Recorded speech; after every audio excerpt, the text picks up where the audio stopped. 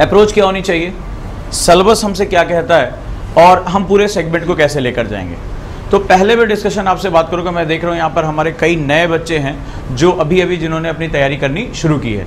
तो सबसे पहले तो मैं यूपीएससी के बारे में बात करूंगा, यूनियन पब्लिक सर्विस कमीशन जिसको कहते हैं। यूपीएससी 3 स्तरों पे एग्जाम लेता है, आप सभी इस बारे में जानते हैं, लेकिन देखते हैं कि आज मैं कोई नया रिप्रेजेंटेशन कर पाता हूँ या नहीं कर पाता हूँ। जिस एग्जामिनेशन के लिए आप जा रहे हैं वो देश का सबसे प्रतिष्ठित एग्जामिनेशन है, राइट। सबसे ज़्यादा जिसको कहते हैं कि बहुत वैल्यू आपको प्रदान है। यहाँ पर आप अगर इसको क्वालिफाई करते हैं तो आप एक प्रशासनिक अधिकारी के रूप में आपकी पोस्टिंग होती है। हमारे पास कई सर्विसेज हैं, IAS, IPS, IFoS, Indian forest services, ये आपकी जो है वो आपकी जो नेशनलाइज यानी कि सेंट्रल सर्विसेज मानी जाती हैं। एडमिनिस्ट्रेटिव सर्विसेज आईपीएस और इंडियन फॉरेन सर्विसेज आईएफएस और इंडियन फॉरेस्ट सर्विसेज, ये एलीट क्लास की सर्विसेज है। इसके बाद एलाइड सर्विसेज होती है जैसे Indian revenue services, all these are the other services. फिलहाल ये तो बात हुई कि हम जाने के बाद क्या करेंगे। अगर हम बात करें तो आईएफएस, आईपीएस और आईएएस ये टॉप रैंकर्स जो हमारे आते हैं, यानी इसमें भी रैंकिंग होती है, जो टॉप रैंकर होते हैं उनको ये पोस्ट दी जाती है। पहला आपका सेगमेंट है। सवाल है कि ये कौन होते हैं और यूपीएससी क्या डिमांड कर रहा है। फर्स्ट स्टेप पे हम ये बात करने जा रहे हैं। तो अगर हम प्रशासनिक अधिकारियों की बात करें तो ये वो सिस्टम होते हैं जो काम नहीं करते, काम करवाते हैं, जो काम करवाते हैं। ये एक्चुअली में जो सरकार की जो अपर बॉडीज बैठी हुई हैं, जो प्रोग्राम एंड पॉलिसीज बना रही हैं, इनका काम होता है, ये इसको आदेश करती हैं इस ऑफिसर को कि आपको जनता के इतने हिस्से तक इनका कल्याण आपको करना है, इनकी लाइफ स्टाइल को ऊपर लेकर जाना है, संसाधनों का महत्तम इस्तेमाल करना है, राष्ट्र को उसके रास्ते पर आगे लेकर जाना है। तो पॉलिसी मेकर्स जो होते हैं वो पॉलिसी को इम्प्लीमेंट करके इस पर्सन, इस प्रशासनिक अधिकारी को, ये जो एडमिनिस्ट्रेटिव ऑफिसर है, सपोज दैट दिस वन, इसको इन्होंने आदेश दिया कि आपके क्षेत्र में जितने लोग आ रहे हैं वो क्या करना है, उनके लाइफ स्टाइल को इन्हेंस करना है, उनको अपवर्ड लेकर जाना है, उनको आगे बढ़ाना है। तो इसके लिए क्या काम होता है, प्रोग्राम एंड पॉलिसी, संसाधनों का जो सेगमेंट, साथ ही साथ ये सिर्फ यूनिडायरेक्शनल नहीं होता है, ये यहाँ के जो इनपुट्स होते हैं, जो यहाँ जनता की जो डिमांड हो रही है, इसको जो है अपवर्ड डायरेक्शन में भी ले जाने का कार्य करता है। अपने इनपुट्स भेजता है कि भाई ये चीज़ों की रिक्वायरमेंट और की जा सकती है। साथ ही साथ ये जो व्यक्ति होता है ये अपने अनुभव से, जैसे जैसे इसका अनुभव बढ़ता चला जाता है काम करने का और उन कामों को बहुत अच्छे तरीके से कर पाता है, तो एक्चुअली में जो ये इनको आगे लेकर जा सकता है। ठीक है, तो ये हमारा जो है ये अधिकारी होता है। सेम यही काम आपका पुलिस अधिकारी के रूप में प्रशासन व्यवस्था को मेंटेन करके रखना है, क्योंकि किसी भी समाज में अगर लॉ एंड ऑर्डर मेंटेन नहीं रहेगा तो बाकी चीज़ें क्या हो जाएंगी, पीछे चली जाएंगी। ये सभी मिलकर इस समाज के लोगों का जो अंतिम व्यक्ति है, जो अंत्योदय है, जो अंत पे खड़ा है, उसकी लाइफ में चेंज लेकर आना है। जिसको जिसका हक नहीं मिल रहा उसको उसका हक दिलाना है और उनके जीवन में मूल्य वर्धन करना है, यानी वैल्यू एडिशन करने का काम करना है। ठीक है, उसको रास्ता मिलेगा और आगे जाएगा। अगर हम मध्य वर्ग की बात करें तो मध्य वर्ग के लिए सबसे ऊंची और सबसे हसरत भरी जॉब अगर कोई होती है, राइट, जो सबसे बड़ा सेगमेंट होता है वो हमारा प्रशासनिक अधिकारी की नौकरी होती है, जिसमें आपको प्रतिष्ठा, शोहरत, पावर और सबसे बड़ी बात, आप एक बदलाव के एजेंट के रूप में काम करने की आपकी इच्छा। ठीक है, आप लोगों की लाइफ में बहुत पॉजिटिव चेंज लेकर आ सकते हैं। आपके पास न सिर्फ पावर होगा, आपके पास संसाधन भी उतने ही उपलब्ध होंगे और ऐसा करके आप लोगों की लाइफ में एक पॉजिटिव चेंज लेकर आएंगे, उनकी लाइफ में एक डायनेमिज्म लेकर आएंगे। जिनको जिनका हक नहीं मिल रहा उनको उनका हक दिला सकते हैं।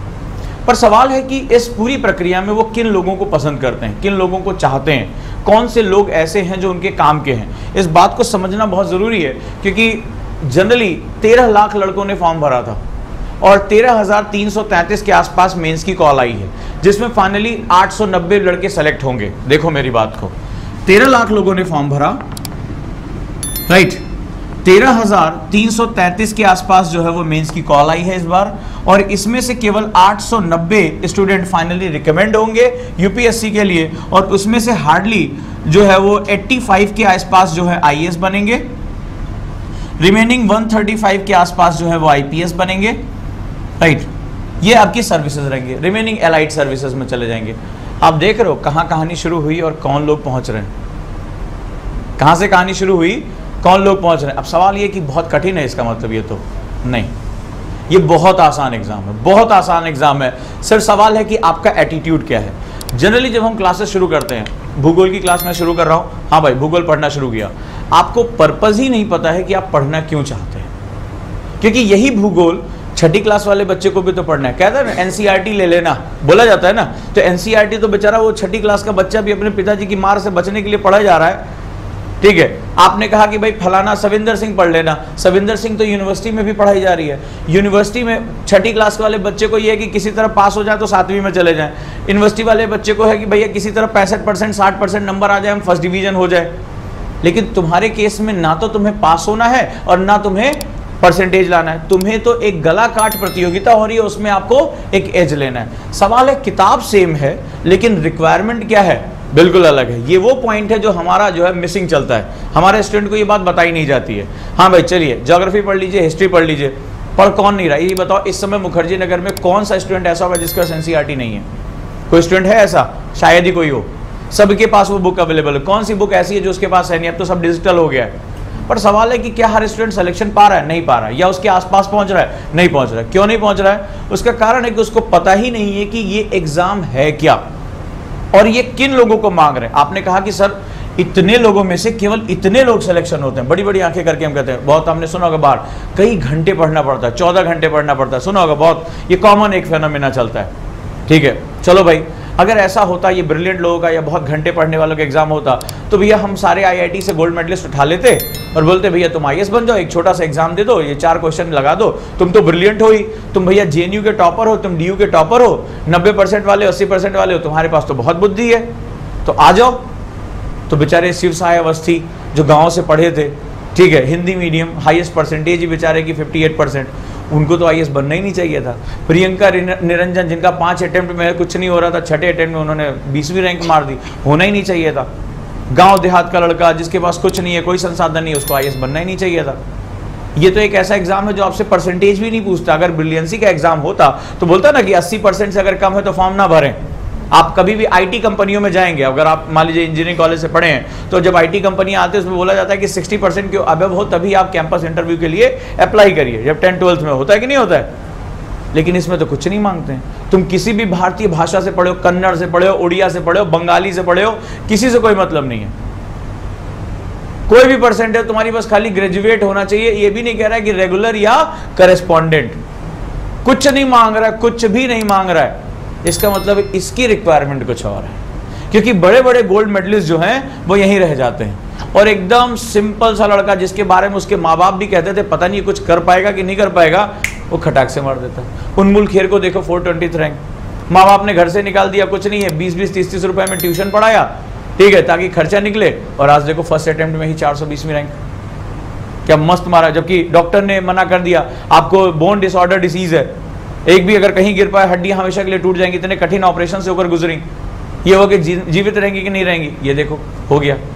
एक लड़की जिसका 60% हिस्सा बॉडी का खराब है, बैठ नहीं सकती, खुद चल नहीं सकती, आईएएस स्टॉप कर दिया, इरा सिंगल। तो इसका मतलब है इस एग्जाम की रिक्वायरमेंट कुछ अलग है, ये कुछ अलग चाहता है। जब तक उस अलग को आइडेंटिफाई नहीं करोगे तब तक तो ये एक बहुत लंबी बीमारी है, चलता रहेगा। और कहते हैं ना कि इस ऐसी अंधेरी टनल है जिसके बाहर कुछ नहीं है। अगर ये समझ गया कि ये चाहता क्या है हमसे, तो समझ लेना इससे आसान एग्जाम कोई नहीं है देश में। मैं उल्टी बात कर रहा हूं आज, इससे आसान एग्जाम कहीं नहीं है, बशर्ते आपको ये पता होना चाहिए चाहता क्या है, ठीक है। अब जरा देखते हैं इस पूरी सेगमेंट में इस जगह पे तुम्हें पहुंचाने के लिए वो कौन से गुण होने चाहिए जो तुम्हारे साथ होने चाहिए। किताबें सेम रहेंगी, सब कुछ सेम रहेगा, सिर्फ अगर कुछ चेंज होगा तो एटीट्यूड। तो आज मेरा पहला प्रयास रहेगा तुम्हें तुम्हारे उस एटीट्यूड पर लेकर जाने की जो तुम्हारे इस तैयारी के लिए बहुत जरूरी है, जहां से हम आज अपना सफर शुरू कर रहे हैं।